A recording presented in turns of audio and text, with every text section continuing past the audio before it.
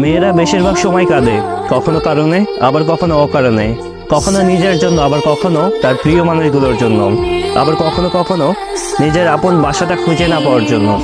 মেয়েরা আসলে অভিনেত্রী ভাই, কারণ তারা নিজেদের কথা চিন্তা না করে অন্যের ভালোর জন্য নিজের ভালো থাকা খারাপ থাকা সবকিছুকে মেরে ফেলে। মেয়েরা সত্যি অনেক বেশি মিথ্যাবাদী ভাই, কারণ তারা নিজেদের মধ্যে হাজারটা দুঃখ কষ্ট রেখে সবাইকে বোঝায় যে তারা আসলে ভালোই আছে।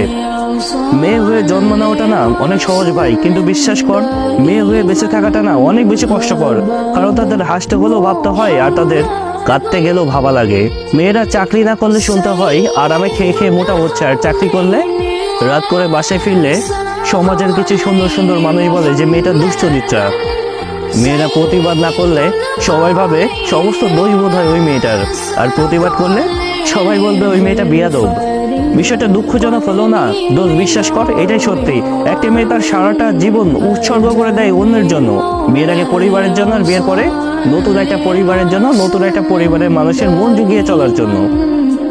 তারপরেও একটা মেয়ে বুঝতে পারে না যে তার আসল পরিবারটা কোনটা। একটা মেয়ে কালো হলে কখনোই কোনো মানুষটার হাতটা ধরে না সামনের দিকে এগোতে চায় না। একটা মেয়ে কালো হলে সে কখনোই সমাজে দাম পায় না ভাই। লোকে বলে মেয়েদের নাকি নিজস্ব কোনো বাসা বাড়ি হয় না, কিন্তু সত্য কথা বলতে কোনো মেয়ে ছাড়া না কোনো বাসা বাড়ি সম্পূর্ণ হয় না। মেয়ে মানে বাধ্য হয়ে থাকা, ঠিক করে বসো, ঠিক করে হাঁটো, ঠিক করে কথা বলো। কেউ জানতেই চায় না ভাই যে আসলে সেই মানুষটা কিভাবে থাকতে চাই, কিভাবে সে স্বাচ্ছন্দ্য বোধ করে। মেয়েরা সবসময় দুইটা জিনিস বেশি ত্যাগ করে, সেটা হচ্ছে নিজের ইচ্ছা আর নিজের কষ্ট।